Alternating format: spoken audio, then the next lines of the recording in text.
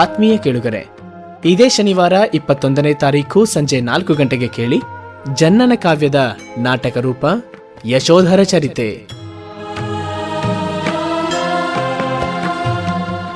ಈ ಅಂಶಗಳನ್ನು ಹೊಂದಿದ್ದರಷ್ಟೇ ಸುಂದರ ಅಂತ ಹೇಳ್ದವ್ರು ಯಾರು? ಸೌಂದರ್ಯದಲ್ಲೂ ಎಂಥ ಭೇದ ತೋರಿದ್ದಾರೆ ನೋಡು. ಜಗತ್ತು ಒಪ್ಪಿದ ಯಾವ ಲಕ್ಷಣಗಳೂ ಇಲ್ಲದೆ ಇದ್ದರೆ ಅಂಥವರು ಕುರೂಪಿಗಳು ಅಂತಲ್ಲವೇ ಲೋಕ ಸಾರುವುದು. ಜಗದ ಈ ಧೋರಣೆಗೆ ನನ್ನದೊಂದು ಧಿಕ್ಕಾರವಿದೆ ಸಖಿ. ಕಪ್ಪಾಗಿದೆ ಎಂದು ಕಸ್ತೂರಿಯನ್ನು, ಒರಟಾಗಿದೆ ಎಂದು ಶ್ರೀಗಂಧವನ್ನು ಬಿಡುತ್ತಾರೆಯೇ? ಇಲ್ಲ, ಬಾಗಿ ಹೋಗಿದೆ ಎಂದು ಕಾಮನ ಬಿಲ್ಲನ್ನು ಕಾಣದೆ ಕಣ್ಮುಚ್ಚುತ್ತಾರೆಯೇ? ಇಲ್ಲವಲ್ಲ.